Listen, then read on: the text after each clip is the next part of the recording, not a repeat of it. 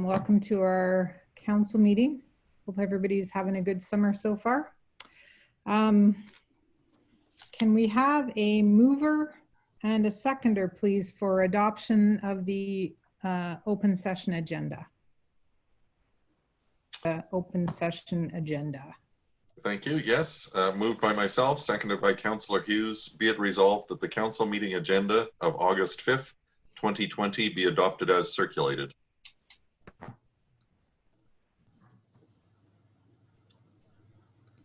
Okay.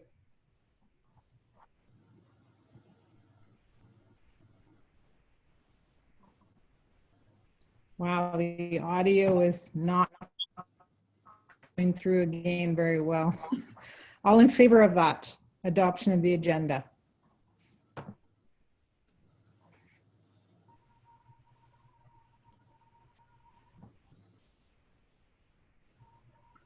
And she's gone.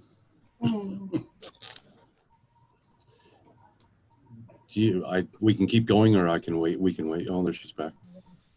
If I go out again, I'm going to move my location in the building. So, yeah. All right.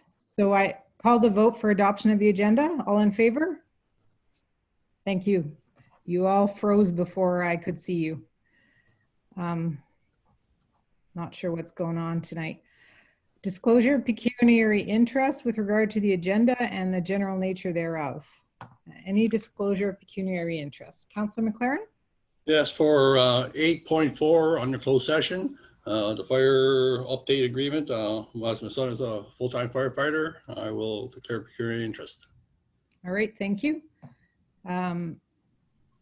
Item 4, public presentations. Seeing as we have none tonight, we'll go to notices and updates by staff and council.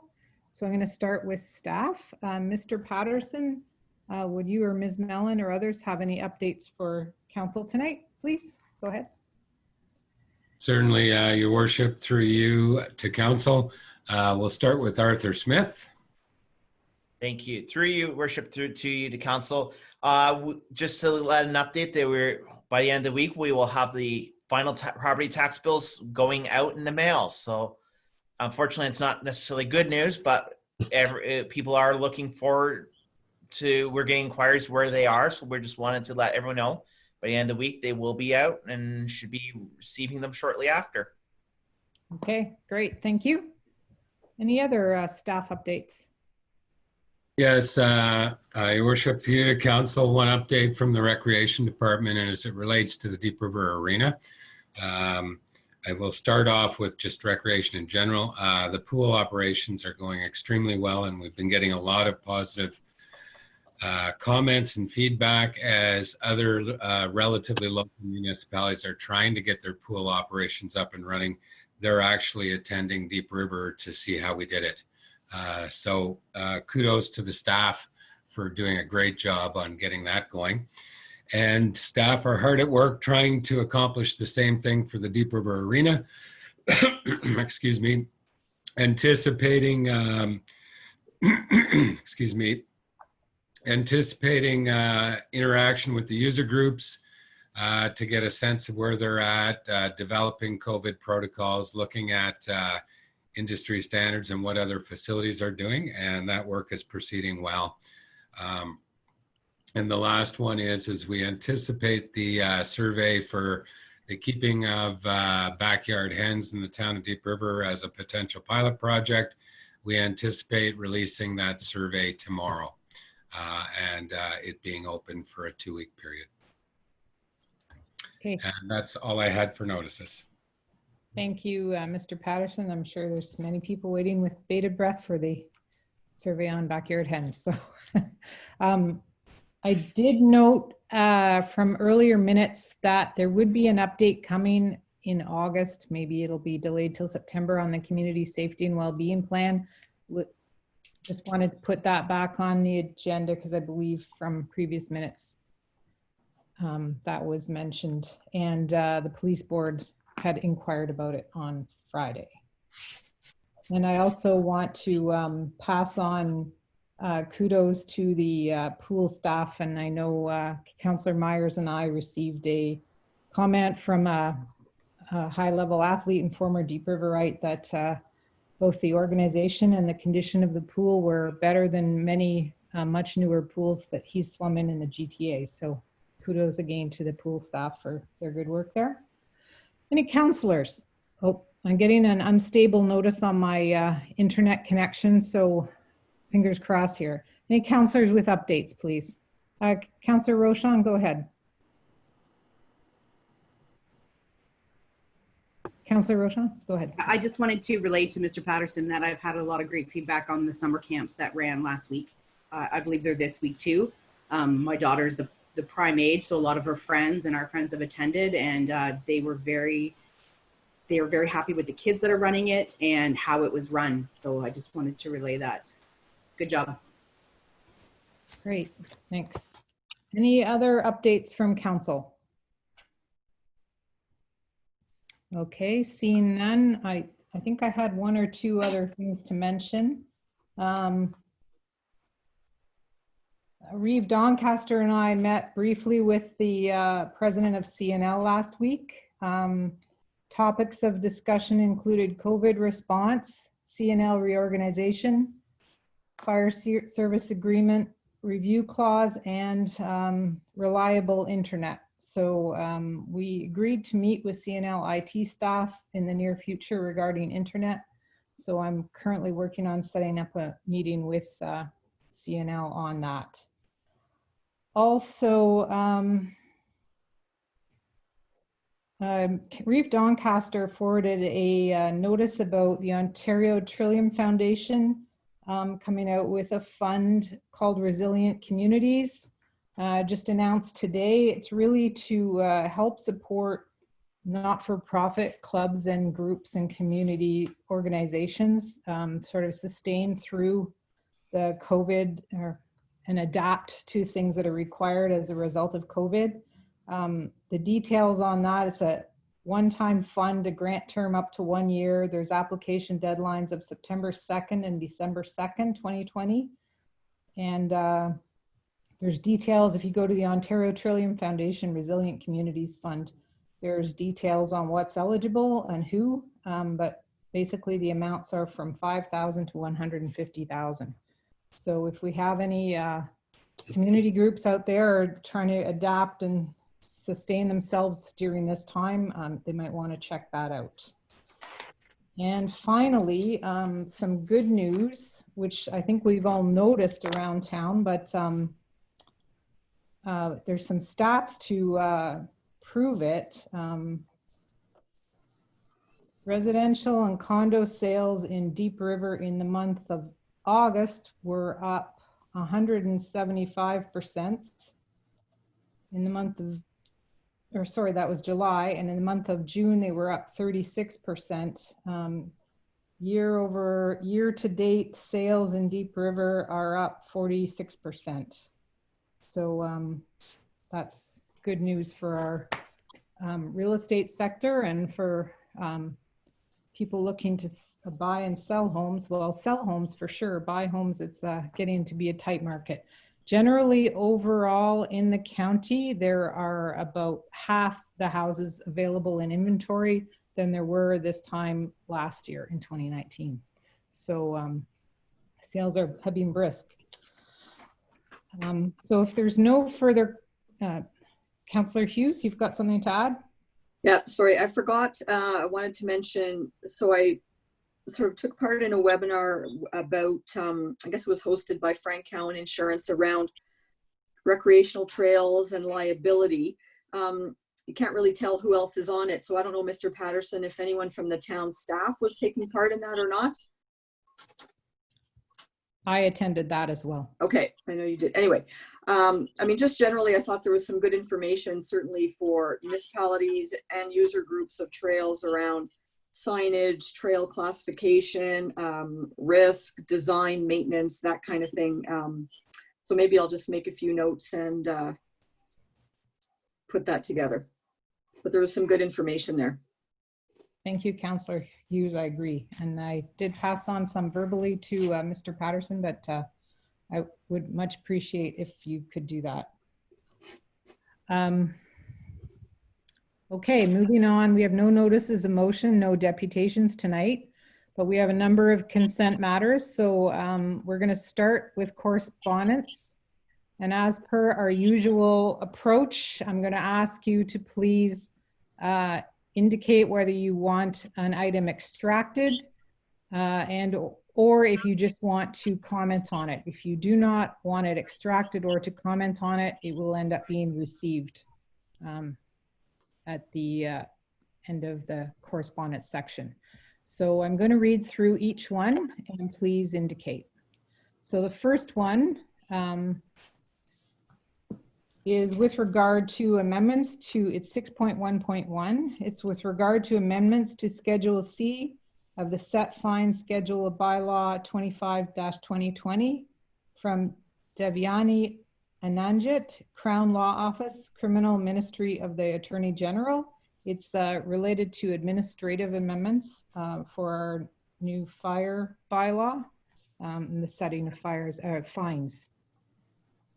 I'm just going to make sure I can see all your hands as I go through because I'm okay. The next item is item 6.1.2, overnight camping at Lemire Beach. Email from Rosemary Nishimura, resident, Town of Deep River. Councillor Hughes? Could I just extract that? Yes. Please. Okay. Item 6.1.3, support for the Eastern Ontario Regional Network Gigabyte project proposal. Debbie Robinson, Warden, County of Renfrew. I'm going to extract that, please. Item 6.1.4, Community Cleanup Day. Larry Thompson, resident, Town of Deep River, and I believe Rotary Club member. I will extract that too. And I think that is all the correspondence.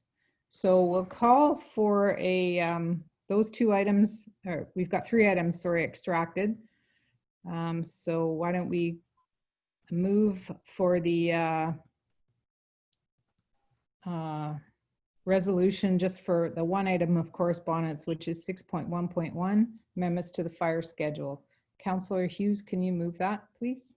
Moved by myself, seconded by Councillor Fitton. Be it resolved that all of the proposed resolutions shown in section 6.1 correspondence of the agenda be approved and adopted by council in the order that they appear in the agenda and sequentially numbered, with the exception of 6.1.2, 6.1.3, and 6.1.4, which are extracted. Okay, all in favor? All right, that's carried.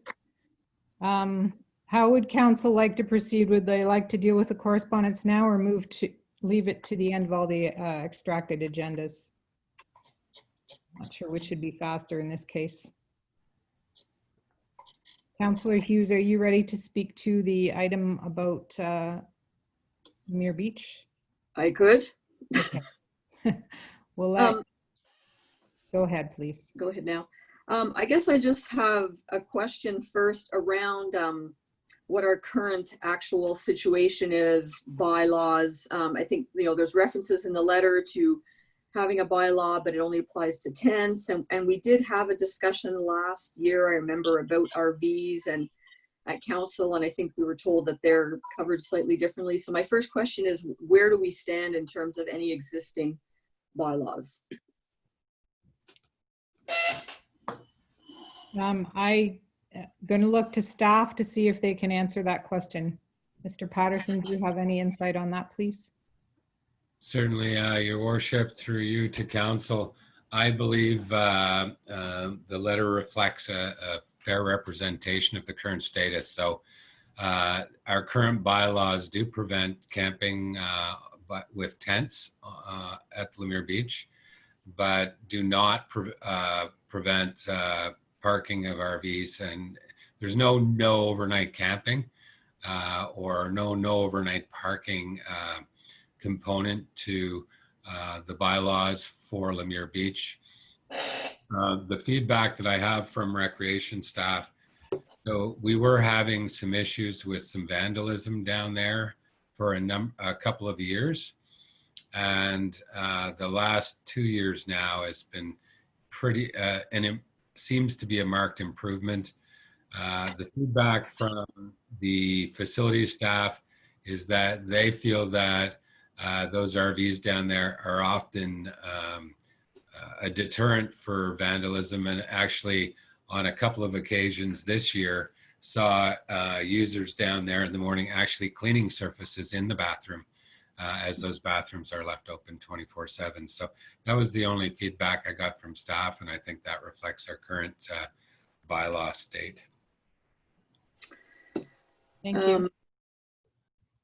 Yeah, and I think the also being a frequent dog walker down there, it is pretty regularly used. And I guess my only concern would be, you know, I have no problem with someone passing through, but I guess if it's, you know, someone staying there for a long period of time, then I guess the question is, are we, you know, taking away a business from commercial campgrounds? But other than that, I mean, if you can't distinguish between no parking overnight for a vehicle versus someone else, then it's hard to do. I mean, I think a resident should be able to go to the beach at 3 a.m. if they want to and park there. So I think it's more just if it became long-term, and unless we kind of checked on that regularly, I'm not sure how you would know it. It doesn't appear to me from what I've seen that there are RVs that are there for a long period of time. Okay, I just wanted to comment, I have kind of checked in down there on a number of occasions in the last month or so. When I've gone, I haven't noted any RVs. I think, you know, it's maybe an item that I don't want to necessarily make a mountain out of a molehill. I think we have a lot of things on our strategic plan priority list, and certainly this was not one of them. You know, I think it's probably something that between staff and police, it continue to be monitored. And if over time there's a need or a problem that is arising, then we can take another look at it. But at this point, it's out of the way. And I really am having a hard time seeing the issue, apart from if it becomes like long-term stops that somebody is taking away camping business from a regular campsite. So I think, in my opinion, it's something that should be monitored and perhaps brought back in the future, unless there's a big problem raised. Reeve Doncaster, you're next. Councillor McLaren. Sure. I will make a motion that this item be received. Thank you. There's a motion put forward. Can we have a seconder for the motion to receive? No. Councillor Hughes, you're going to second that? Yep. Okay. We're going to call for a vote on receiving that. Councillor McLaren, did you have any further comment to make? Yes. Okay. It's been an ongoing debate for several years here in town. I'd like to go on a limb and say that I would like to see part of that bush area by Lemire Beach turned into a camping ground for RVs. Smaller, not smaller, but a limited number of days you stay. A week at the most, not where you rent for the whole summer and park your RV there. And but if you want to try and attract people to come into town, if you look at Riverside Park, there's probably 100 right now of RVs there camping. We have water, sewer, hydro runs right by there. Could we develop that into maybe 10, 15 lots for people camping overnight? A dumping station. There used to be a dumping station on Highway 17 for trailers.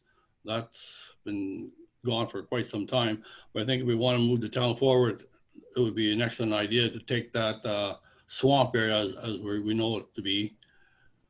We have lots of fill down to public works yard. That could be filled in, and we could turn that into a tightly regulated camping ground.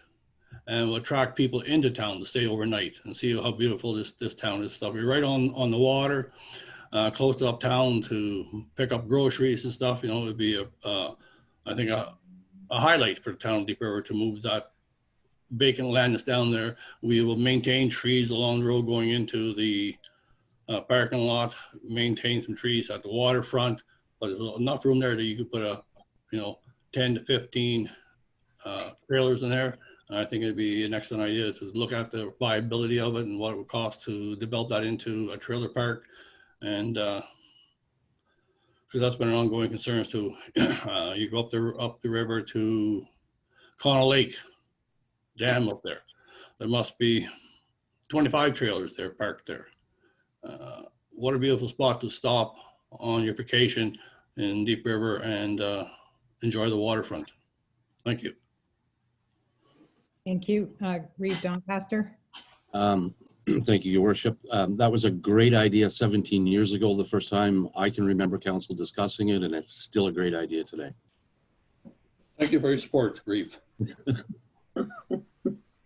Maybe somebody can bring forward a report on that in the future. Okay, so we have a motion on the table with a seconder, and so we're going to call the vote on the motion to receive the correspondence. All in favor? And that's carried. The next item extracted was support for the Eastern Ontario Regional Network Gigabyte Project, request from Debbie Robinson for the town support. I just wanted to, maybe I'll let Reeve Doncaster make comment on it first. Please go ahead, Reeve Doncaster. Thank you, Your Worship. I'm not trying to preempt anything you're going to say, but I did speak with Craig Kelly today, and I had forwarded off some other information. There's a lot of conflicting, and there was Mr. Patterson just sent us out another one for an internet project. There's a lot going on there. There is a report being written for Development and Property Committee at the county, which will be next week, I guess, and then that will go to County Council. So that's going to give us a lot more details around that. But I think that any way, shape, or form, it doesn't matter. There's going to be competing projects for all of that money. And I don't know that if you look at the Gigabyte project, I mean, it's pretty much the entire fund that, I mean, I don't have it in front of me, but $200 million from two levels of government, 50 million or 75 million from private investment. I mean, it's way out of the ballpark for what I think is realistically going to happen today. What I did find out today is that originally Bell was not interested in that, and now they are putting up an application in for that.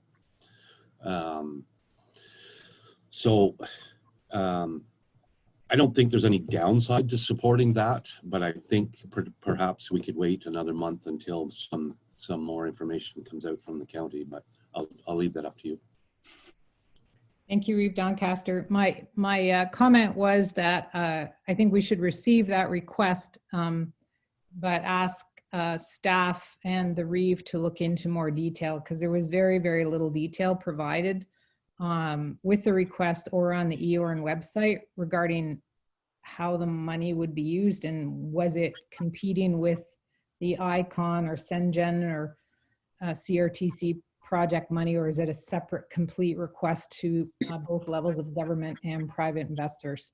So, and exactly how was the money suggested to be used? I mean, a series of, is it fiber, is it towers, what combination, or what the idea was? There's not really very much there. I'm sure that certainly Deep River would like to support anything with regard to internet. We just want to make sure, in my opinion, that we don't want to support something that might give on one hand and take away on the other, and limit our ability to apply for other funds, or perhaps do an expectation on us that we're not aware of. So I'm just going to make a motion to receive, and that council ask staff to look into the details, which appear to be provided by the county in the near future, and bring that letter requesting the town support back to council in the next month. I'll second that. Okay, thank you. Any other discussion on that since I've extracted it? All right, seeing none, could we call a vote on that motion to receive and to bring back a report within a month? All in favor? All right, that's carried. The next item was Community Cleanup Day. I didn't mean to ask about this earlier. There's an email from Mr. Larry Thompson, who I know is a member of the Rotary Club, and it involves, I guess they usually have a spring cleanup, and I think due to COVID, it didn't happen this year. They seem to be interested in potential of running another one, but the town is often a partner to that, agreeing to take the bags of waste and the recycling. So I guess I've extracted it, and I'm looking to Mr. Patterson to see if he has any comments on the feasibility of that this time of year, and whether or not we could support the Rotary Club if they wish to pursue that in the fall. Absolutely, Your Worship, through you to council. As in the past, Public Works Department has supported it with sort of that, the garbage and recycle that's collected, we take it and ensure that it gets to the collection contractor for appropriate disposal. And I think that it would be a great community event that could be done safely with the COVID precautions in place. And I think we could quite easily support that. Okay, so I'll just suggest that we receive it as we have, and maybe the mayor be, in addition, that the mayor be instructed to respond to Mr. Thompson on behalf, I think I spelled his name wrong, Thompson, on behalf of the Rotary Club, that the town would be willing to support such an initiative. I'll second that. Second that. Thank you, Reeve Doncaster. Any discussion of that motion? Seeing none. The only thing I was going to ask is when today is going to be early September, late September, whenever, if we can get some dates put together, because I support the 100% also. Okay, I think it's really up to the Rotary Club who coordinates the volunteers. So I imagine they'll get back to us, and my guess is it'll be September or early October. But thank you for that comment. All right, all in favor of the motion to receive and me to respond to the Rotary Club? All in favor? All right, that's carried. Thank you. Okay, now to the consent agenda with regard to minutes. So I'm going to read out each meeting minutes. Hopefully everybody's had a chance to review them. 6.2.1, council meeting minutes of June 24th. 6.2.2, special council meeting minutes of July 14th. 6.2.3, marketing task force committee meeting minutes of July 20th. 6.2.4, special council meeting minutes of July 23rd. And 6.2.5, marketing task force committee meeting minutes of July 30th, 2020. Everybody had a chance, nobody's extracting any or commenting? Seeing that, then we'll have Councillor Fitton, could you move for acceptance of the minutes, please? Certainly. Moved by myself, seconded by Reeve Doncaster. Be it resolved that all the proposed resolutions shown in section 6.2 minutes of the agenda be approved and adopted by council in the order that they appear on the agenda and sequentially numbered. All right, thank you. All in favor of approving the minutes? All right, that's carried. Thank you. Under reports, 6.3, we have a few tonight. So again, I'll mention the report, and if councillors wish to comment or extract it, please do so. 6.3.1, report 2020 finance 011, Arthur Smith treasurer, regarding 2021 draft budget directions. Councillor Hughes. Just a question, and that is where are we with the financial plan, I guess, that's being done, and where will that be in terms relative to budget preparations? Mr. Smith, please go ahead. Thank you, Your Worship. Through to you to council. We are well into that process with our consultant, and I know that in the next coming period, he will be wanting to reach out to members actually of council and senior management for as he's going through his process. We have a timeline in the province to have the report in basically before the budget process is completed. The key is that with any budget process, we're looking for the direction to start the process. Yeah. But as we get the results, they will hopefully will be factored in, especially some of the stuff as it's received from our review. Thank you. Mr. Patterson, you have a additional comment on that? Please Certainly, Your Worship, through to council, I think it's important to note that Mr. Belchamber's preparation of a master financial plan is a critical long-term financial plan, and that the ability to present the initial draft of that plan and sort of tweak that to make it fit may not coincide with budget preparation for 2021, and that we may well have to go ahead and do a lot of our budget preparations sort of without that planning as a guiding document for 2021. Certainly, we'll take anything he'll give us in terms of direction on that and incorporate that thinking into it. But I just think that we need to get started on our budgets. We start in August, and we're not going to see, I don't even think we're going to see an original draft until sometime in October. Is that right, Arthur? I would say that would be a fair consensus, considering where he wants to take the next level of the process of the communications, especially with summer vacations in August. Okay. I don't know if there were any other comments on that. I was going to extract it because I did want to hear a little bit more from finance, and I had a couple questions. So I'm going to request extraction of that one. Mr. Patterson, do you have something else? Yes, I might also add that we're in a somewhat similar boat with our utility rate study, which will also be a relevant document to long-term planning, budgeting for both water and sewer, and setting of rates and so on and so forth. But again, I don't think we'll have that in hand early enough to use it as a practical tool in the preparation of the 2021 original draft budget. Okay, thank you.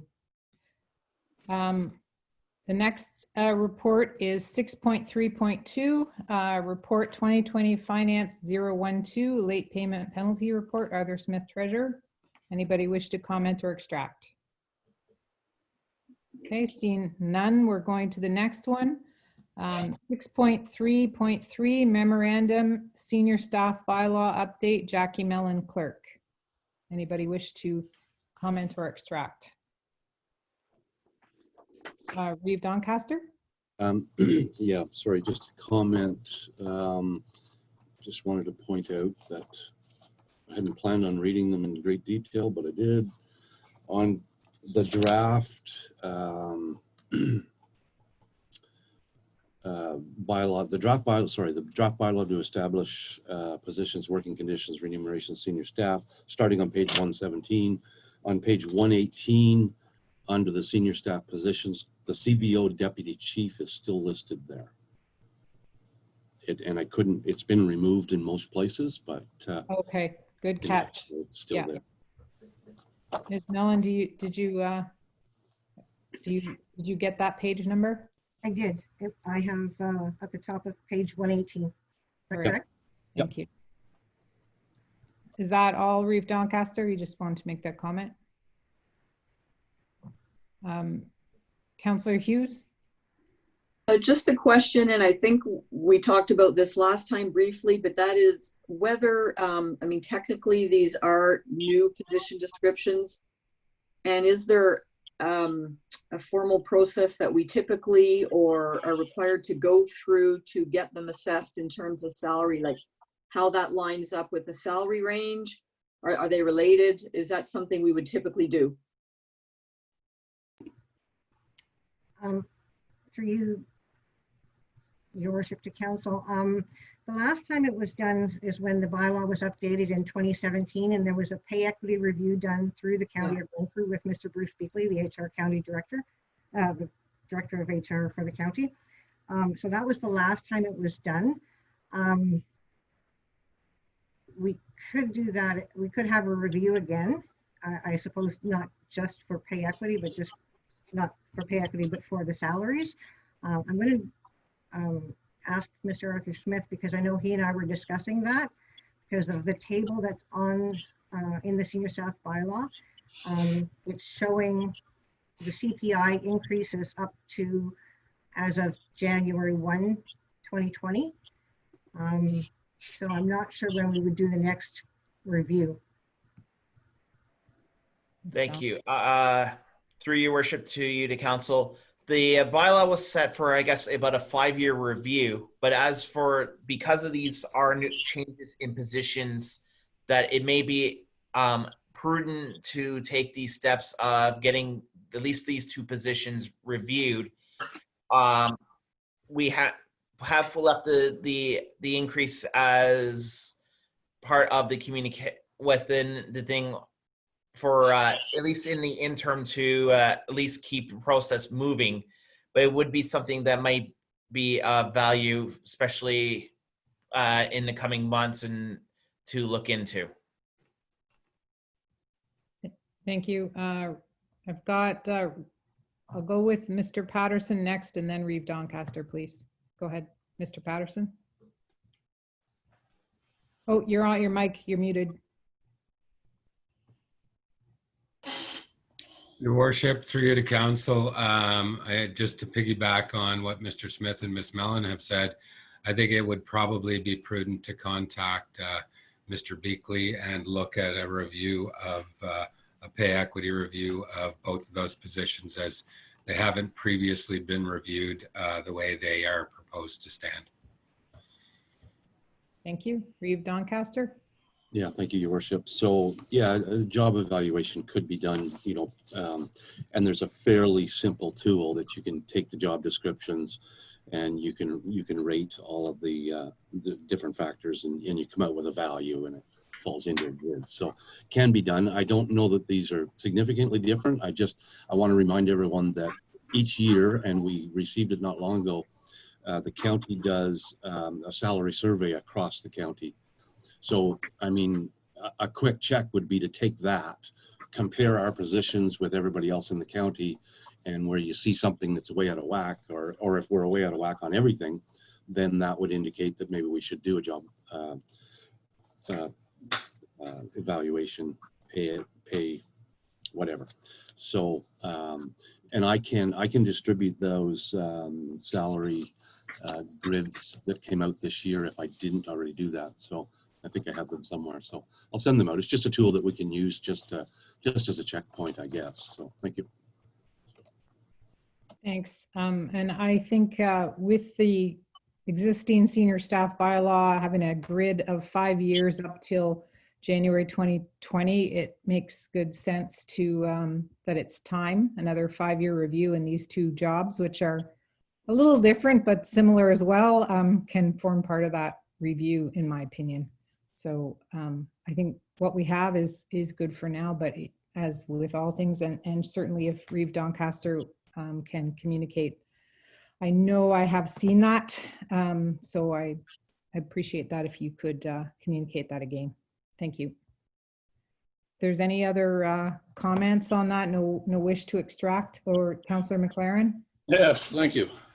I agree with Reeve Doncaster. The simplest thing is to look at what's paid throughout the county. It's a good starting tool to see if we're in line or out of whack or whatever, and if things line up where we think they should be. then nothing no more needs to be done. But looking at some of this stuff, I know we get this with very short notice. I'm looking through some of these on the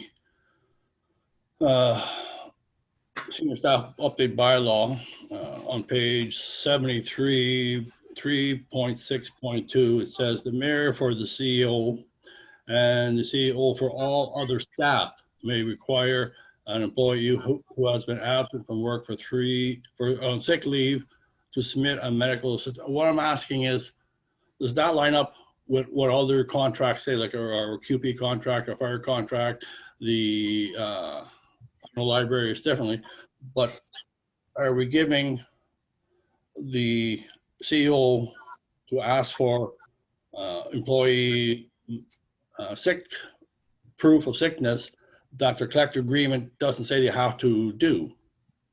So I think we need to make sure that those all line up, that we're not giving authority where authority has been taken away to ask for those things in their collective agreement.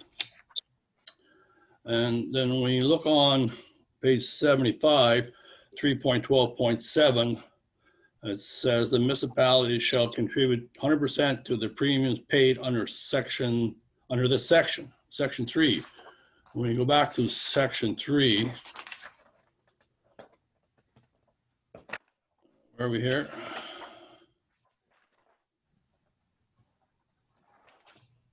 It says senior staff working conditions. Well, senior staff working conditions to me is different than their benefits they receive under the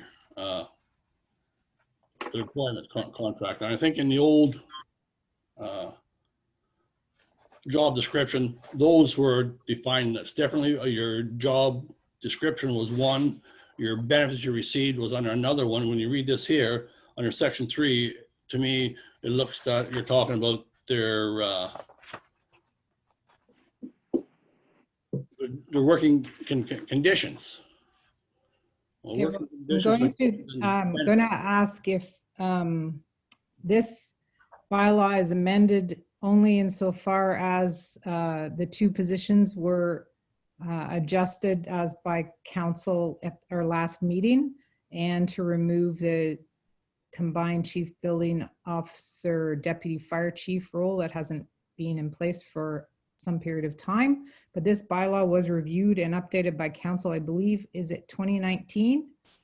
That's correct, Your Worship. So it's sort of, I'm not quite sure why these are being brought up now when we had the opportunity to review them very recently. So I guess Councillor McLaren, I'm asking, do you wish to extract this item and make a motion, or do you wish to comment on it? Well, I just made my comment that I think the wording is wrong. I think we need to take our time and do this right. Because to me, the heading of section 3 does not relate to all the benefits that are there, like the pregnancy leave, life insurance benefits, dental benefits. I think those sections should be clearly indicated what they're for. Because you look at section 3, to me, that talks about the working conditions. Well, when you read this, it's all about the benefits that they're receiving as an employee. I think, can we clean this up? We can throw our hands in the air and say, yeah, let's go ahead and just pass it. It's the simplest thing to do. They're going to look back and say, well, did we do what we should have done? Right. Reeve Doncaster? I don't know if this will help or not, but I mean, can we just label section 3 senior staff working conditions and benefits? That will work, maybe, Mr. Doncaster. Okay, do we need to extract this to recommend these changes? So this, well, unless we're going to pass this tonight, I think I'm assuming we would make some changes. Yeah, we could and then delay the passing. have the final one come back, the final version without the markups in it, come back at the next meeting. So then at that point, if this is agreeable to everybody, then we can just give staff direction to make that change, and then we'll see it. Thank you. Councillor Myers, you've got your hand up. Do you have something to add there, please? Yeah, I was just going to suggest that when we get to the bylaw, perhaps what we should do is give the bylaw first and second reading take it back to clean up any little anomalies like that, and everybody can have a look at the salary ranges, and we can bring the bylaw back for a final reading once those things are cleaned up, kind of. But I don't think we need to hold up the report that we've got for the sake of how we handle the bylaw. I think the bylaw is generally what's intended was to update the position descriptions and the salary grid. Okay. Seems, so we're going to, we'll just receive it tonight, but council has, staff have made note of those 2 areas of kind of error or question, I guess, clarity, section 3 and the other section that Reeve noted. So we'll move on to receive that then as part of, nobody's extracting it tonight.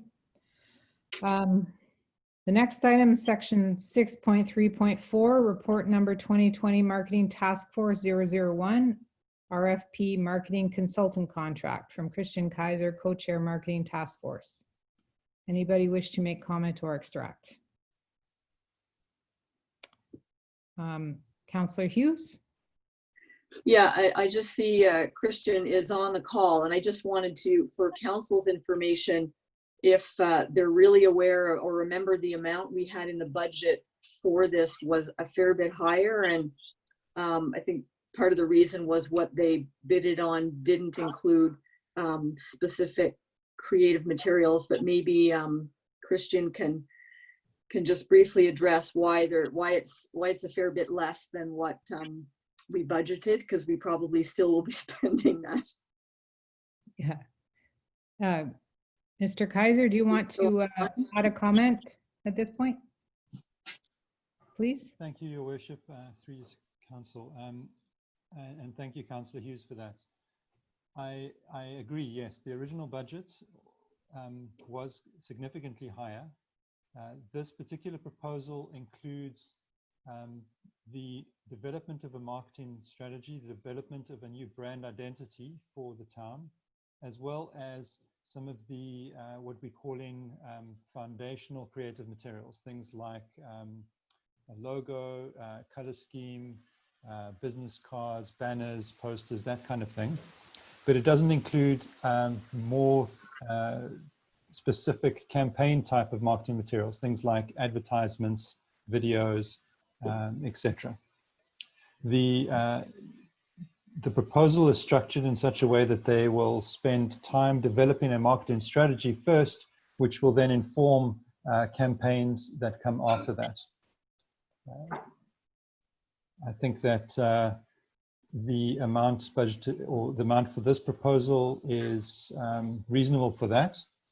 We certainly saw it with respect to the other submissions to the RFP that it was certainly one of the better proposals in terms of cost, as well as all the other criteria we used. Thank you, Mr. Kaiser. Yeah, so to reiterate, there is the whole implementation of whatever the strategy and the brand documents and materials that come out of this product. So then after that, it would be placing the advertisements either through video, magazine, internet, or a combination of, depending on where the strategy sends us. So, and I also do want to thank Mr. Kaiser and Ms. Kristen Hawley and all the members of the marketing task force for their extensive amount of work and time they've put into this. There's a lot of documents to review, a lot of criteria to go through. So I know they've all done a lot of work on this. So I appreciate their time spent on this. So is there any other comment or request to extract on that? All right, seeing none, the next item on our reports is report number 2020, Clerk 002, continuation of electronic meetings and proxy voting. Jackie Mellon, Clerk. Everybody had a chance to read the report and comment and review it. Reeve Doncaster, do you? I would like to extract that. Okay, that one's extracted. Okay, so can I have a mover for the reports, save and accept items 6.3.5 and 6.3.1. Reeve Doncaster? Yes, I can do that. Over there? So, sorry, moved by myself, seconded by, I don't know, Councillor Myers. Okay. Be it resolved that all the reports in section 6 be received, save and accept. Sorry, 6.1 and 6.3.1 and 6.3.5. That's it. Thank you. Thank you. Any further discussion of that motion? Seeing none, all in favor? All right, that motion's carried. So we're going to go back to 6.3.1. I just was going to ask for Mr. Smith to give a little bit of summary of their report in like 5 minutes or less. In particular, the draft municipal budget includes water and wastewater financial budgets, but there's no real comment on that in the report. So I guess I'm trying to ascertain what is different about how this budget would be done this year versus last year or the previous year. And I also want to make comment that the development of the budget should not only reflect the asset management plan, it should also reflect the town's strategic plan, which shows where council, informed by the public, wants to put our focus. So both assets and our strategic plan need to be reflected there. I wanted to understand what the proposal was with regard to water and wastewater financial in the budget.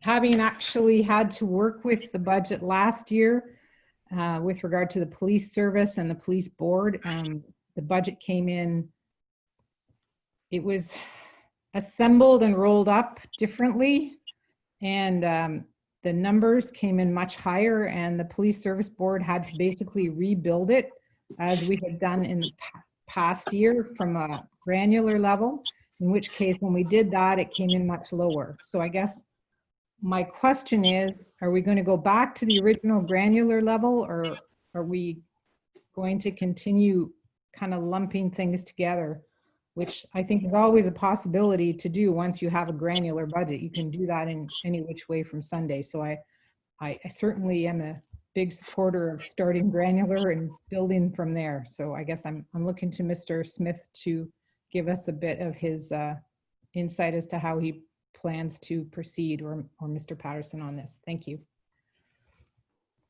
Thank you, Your Worship. Through to you, Council. This report is basically structuring a budget process very similar to what was proceeded with last year. And the increase, although differing from CPI the year past, depending on the measure of CPI, it has had some major volatility, although the core inflation has been a little bit higher and more stable. And that's part of where we decided that this year, with the commitments that are already in place for CPIs built into like union contracts and everything else, that it would be unfeasible to bring a budget exactly to where the CPI is at this month, since it has ranged in the last 6 months from 2.4% to minus 0.4%. It has been very volatile, and that's part of the problem with COVID. It has created this volatility. The process, as I said, will be very, very similar. The comments for the water sewer is technically they are to be independent budgets, but the town has historically rolled them into the operating budget and looked at the operating budget, including water sewer, although they have to be user funded 100%. It's just acknowledging that, yes, these are separate budgets. They have to be cost recovery, but we will be rolling them in at cost recovery within the bigger budget process. To address the comment of the items, going back through, the analysis was actually done at an early level, at a granular level, to come to a consensus of a higher level rolling up of the cost, because a lot of factors are hard to project, as in this Revenue Canada will not be giving the cap and the level rates of CPP and EI, and probably until early into the new year. Well, we were already well through the budget process. We have put reasonable estimates into these amounts, but that's part of why we chose to enroll them up. It was to deal with some of these variabilities that naturally come with the best time to do a budget is at the end of the year after everything is now known. But a budget is to be your best guess. And some of the areas where we had maybe tightened up stuff that maybe aren't showing reflection of maybe that items were possibly were included that have been missed that will cause other financial stressors as the time has gone on, and that will be more reflective into the Q reports as we get into, as this is a budget direction report. Okay, thank you, Mr. Smith. Mr. Patterson, do you have something to add, please? Thank you. I do. Thank you, Mr. Smith. Your worship, through you to council. I think there's a couple of things that are important is particularly I'm going to speak to that sort of roll up of benefits into a regular salary line where everything's lumped together. And I think that raised some eyebrows and concerns last year. Mr. Smith and I have been talking in the last couple of days, and he's been preparing working on the granular level for that and the detail. And I think at a minimum, what we would look to do is provide council with the detailed information in terms of how we get those numbers into the budget on that. The other piece that I wanted to speak to is in our comments section. So just to provide a little bit of narrative detail in terms of what's within that budget. I mean, we're not going to write a long paragraph for every budget line, or we'd never get through it. But I think it's pretty straightforward that we do that to provide a little bit more information. The other piece is I think that will be critical this year, particularly because some of our year-to-dates are going to be very skewed due to the pandemic. So we're really going to be looking back at, so there's two challenges in that.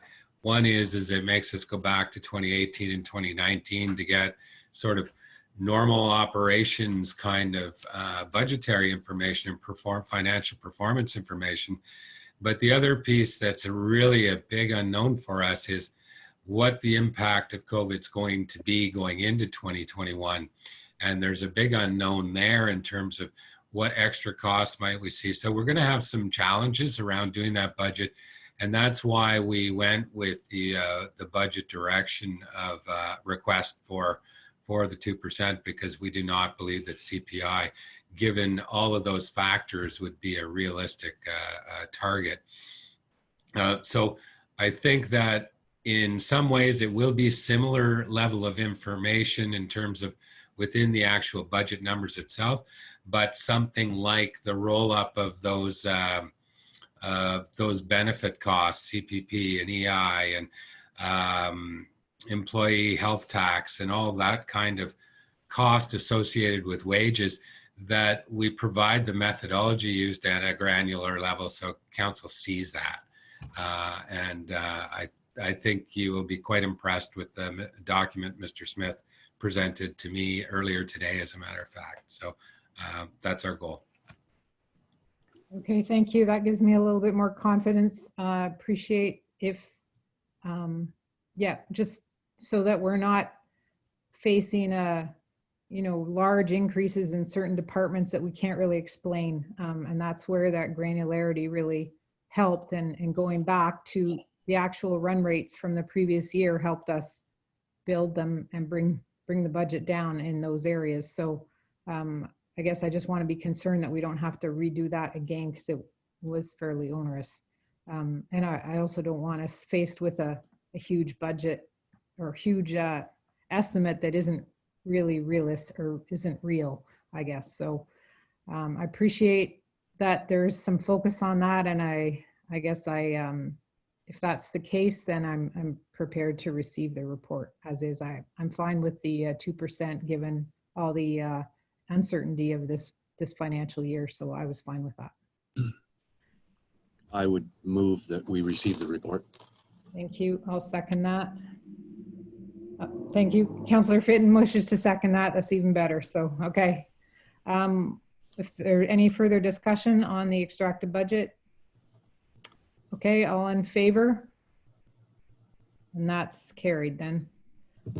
The other item that was extracted was 6.3.5, report number 2020 clerk 002, continuation of electronic meetings and proxy voting. Reeve Doncaster, I believe you extracted that, so I'm going to give you the floor. Yeah, thank you, Your Worship. Just one point, one item. We have a bylaw in front of us, and perhaps we could just do the same as we're doing with previous, the next bylaw or whatever. So this is a bylaw to amend bylaw 5324 2014, which is our procedure bylaw. What's missing here is, and it's fairly detailed in the report, but it doesn't come out in the bylaw with respect to proxy votes.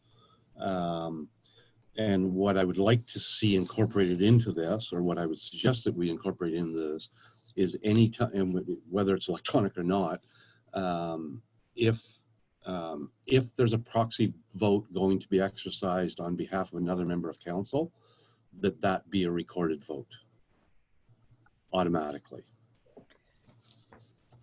Okay, I'm going to ask Ms. Mellon to comment, because when I read her report, she purposely extracted the proxy voting because there was going to be more analysis of that. And I know there's different opinions around that. So I'm. Thank you. Please go ahead. Your Worship, Community Council, that's correct. I did leave it because I did not have enough time to look at proxy voting. And from what I understand, there are some requirements for that. And I wanted to make sure I had it done correctly before I brought it to council and gave you all of the information. And I didn't want to hold up amending the bylaw to, at this point, include to continue electronic meetings because the emergency declaration has now ended. And in order for us to continue the emergency meetings, we need to get that portion passed in the bylaw to continue to hold the electronic meetings. So I can bring the proxy voting back separately at the next meeting. That's fine. I just needed a bit more time to review that and get a bit more information in order to make a recommendation on it, on what exactly, and then what exactly would be included in the bylaw.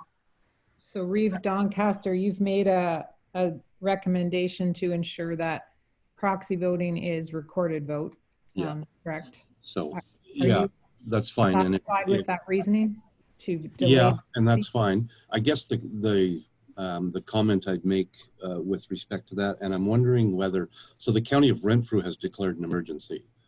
The County of Renfrew has.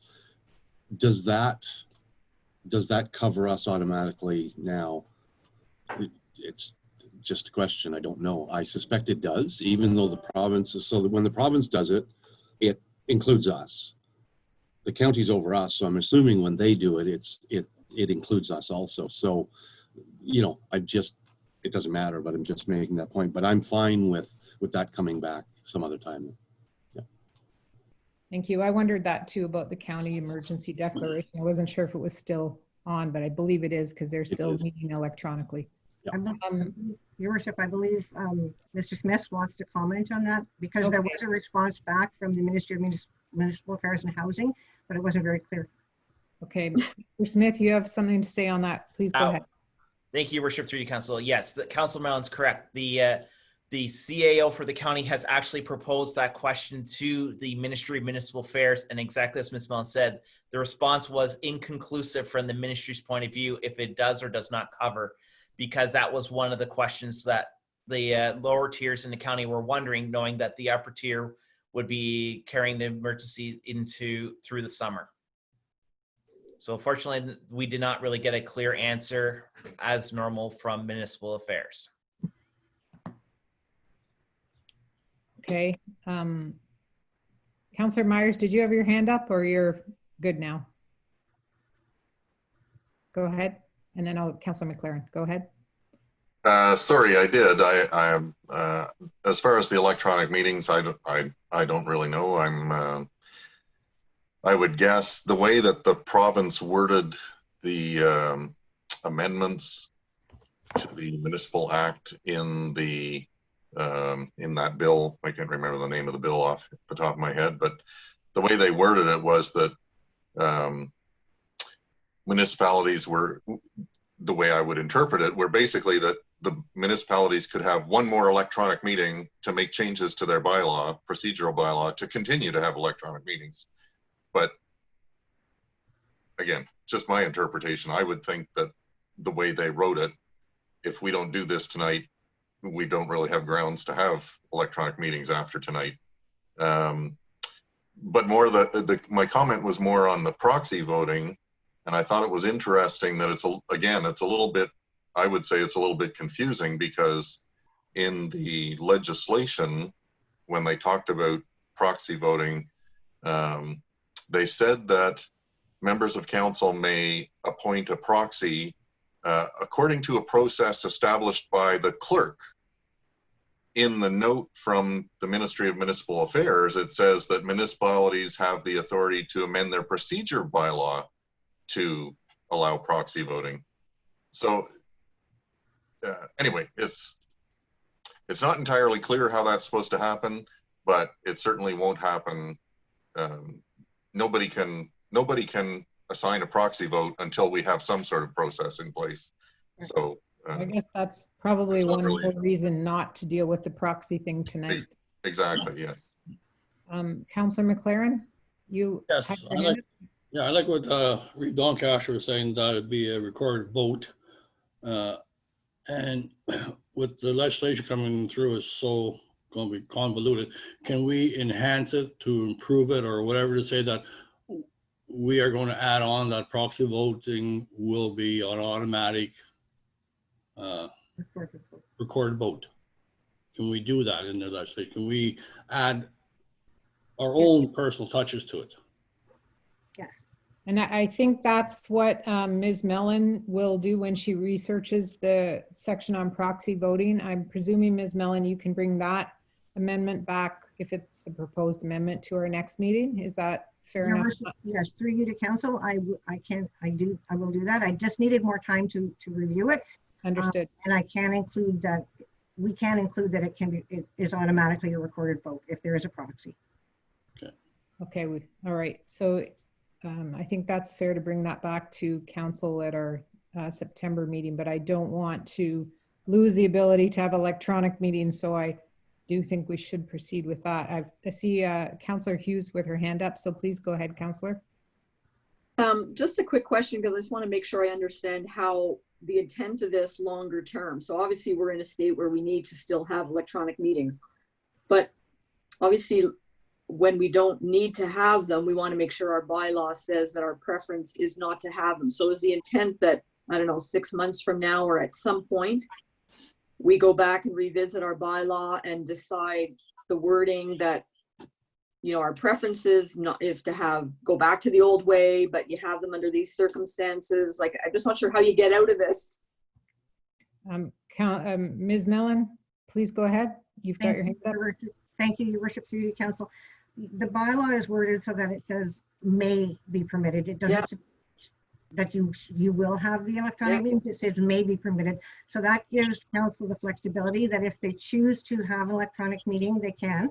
And as long as it's the notice is that it's an electronic meeting, which would be on the agenda that's issued, then you're fine to have that electronic meeting.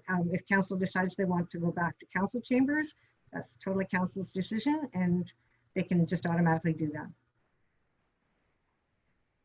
Councillor Hughes, does that answer your question, or you're looking for more a solid? No, I mean, it's nothing we can actually decide now. It's just at some point, because it's our choice, how we want to have our meetings, and the bylaw will reflect our preferences, I guess, and what conditions would allow us to go into an electronic meeting if it wasn't required for safety reasons, or how will that process happen? But anyway, that is for down the road, not for now. Thanks.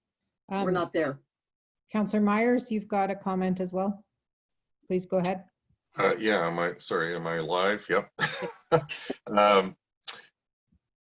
I just wanted to point out one of the interesting things about the way it's worded is that even if council resumes holding meetings in person, or when we resume holding meetings in person, the change allows any individual member, it doesn't have to be a full council meeting that's electronic.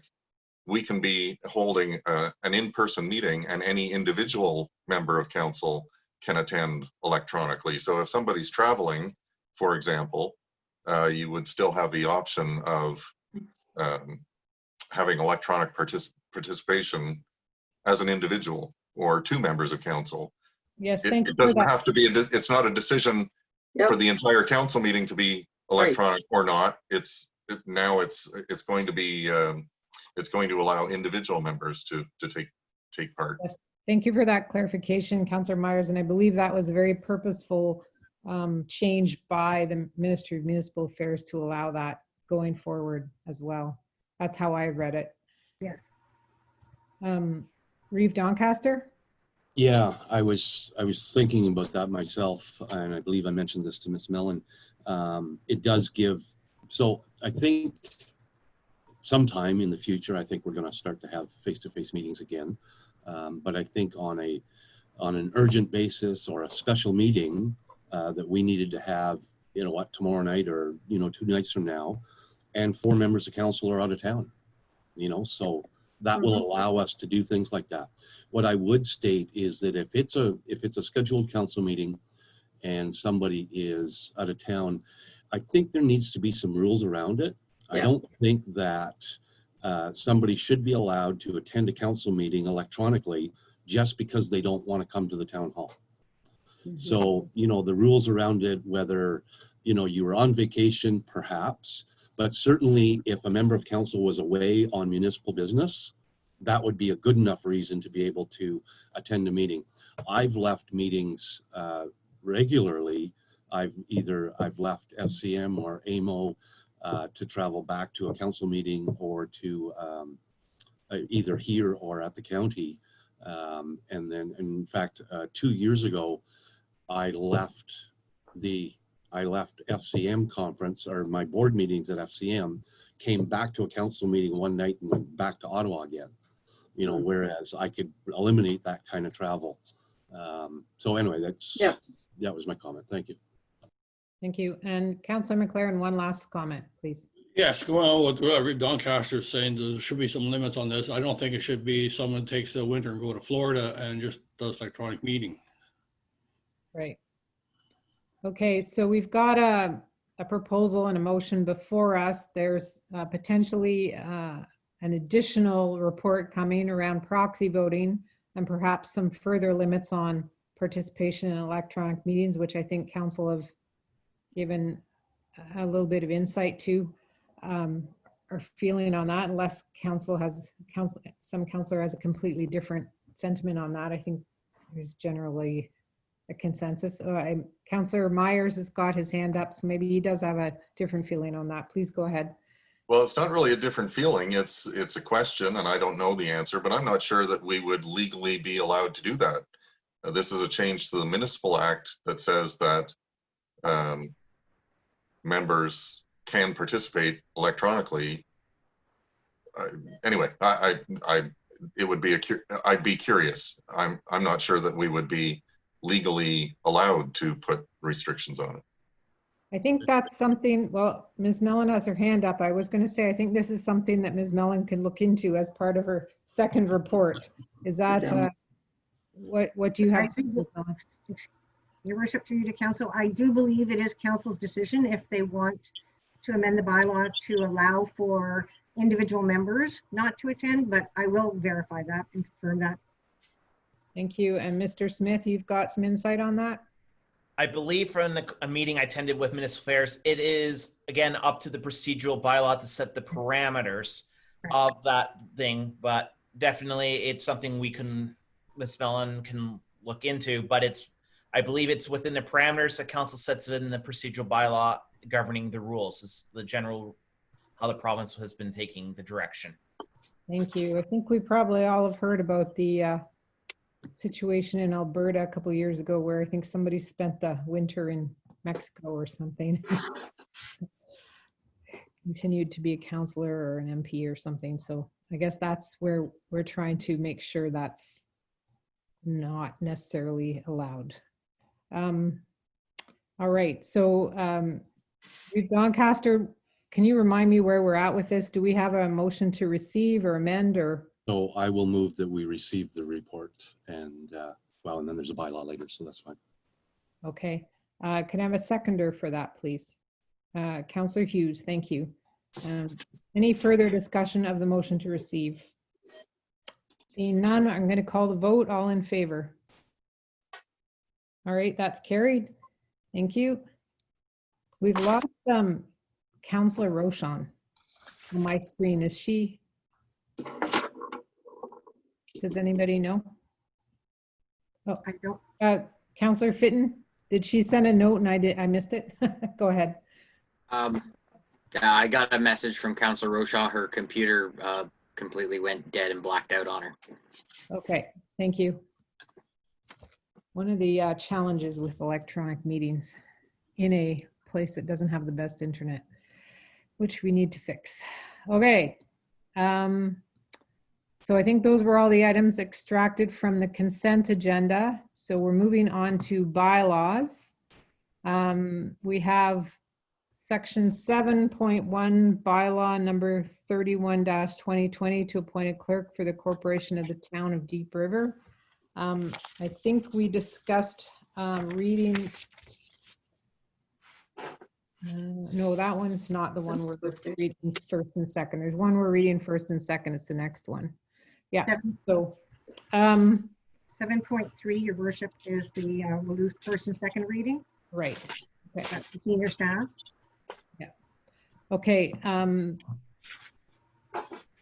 Do we have a? Do we want to do the bylaws under consent or extract some? Councillor Reeve Doncaster, you've got a comment? So I think it's just 7.3 we want to extract. So I would move that that all the excuse me, all the bylaws shown in section 7 of the agenda be approved and adopted by council in the order they appear on the agenda and sequentially numbered, save and accept. 7.3. 7.3. Yep. 7.3. I've got one clarification, and I may be wrong on this. Sorry, I didn't go back and check it, but the bylaw with regard to the setting of the fines, 7.2, it refers to bylaw number 25-2018. Is it 2018 or is it 2020? Oh, excuse me, your worship, if it says 2018, it should be 2020. Okay, so save and accept, just to make sure it's the right bylaw that we're referring to. It's 2020. Okay, so we've got a motion on the table. Councillor McLaren, you've got a... Just one question on 7.1. Will we not name the clerk that we're appointing to this position? Okay, that's a good question. Is that, can somebody advise, is that normal? See Councillor Myers with his hand up. She's named in the bylaw. Right. It states that Ms. Jackie Mellon is hereby appointed clerk of the corporation. It's in the actual bylaw, not in the motion. Not in the motion. Okay. Oh, thank you. Good clarification, though. Appreciate that. All right, we're calling the vote on the motion raised by Reeve Doncaster. All in favor? All right, so those bylaws are approved with the slight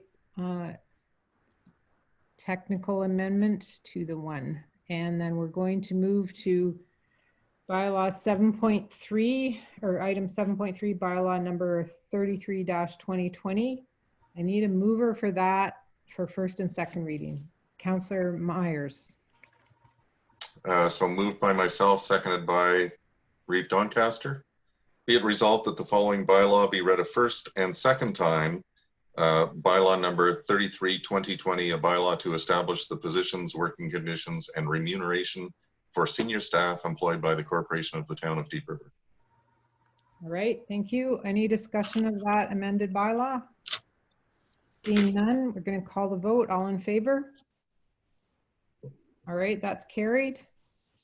And I think now we're just going to move into closed session. Can I have a mover, Councillor Myers, to go into closed session at 7:23? Certainly. Moved by myself, seconded by Councillor Hughes. Be it resolved that council move into a closed session at 7:23 p.m. to address a matter in accordance with Section 239(2) of the Municipal Act 2001 pertaining to Section D, labor relations or employee negotiations, regarding council closed session meeting minutes of June 24th, July 14th, and July 23rd, 2020, and Deep River Professional Firefighters Association collective bargaining negotiations update. All right, thank you. Any discussion of the motion to move into closed? All right, seeing none, all in favor? All right, that's carried. Okay, we're just putting it back in open to record. Okay, so Councillor Hughes, can you please move the motion for the confirmatory bylaw, please? Moved by myself, seconded by Councillor Fitton. Be it resolved that the following bylaw be read a first, second, and third time, numbered, passed, signed by the mayor and the clerk, and the seal of the corporation be affixed thereto. Bylaw number 35, 2020, a bylaw to confirm the proceedings of the Council of the Town of Deep River at the meeting held on August 5th, 2020. Thank you. All in favor? Confirmatory bylaw carried. And adjournment. Councillor Fitton, can you adjourn us, please? Certainly. Moved by myself, seconded by Reeve Doncaster. Be it resolved that council hereby adjourns the meeting at 7:54 p.m. All in favor? All right. Thanks, everyone. Have a Great night. Thank you.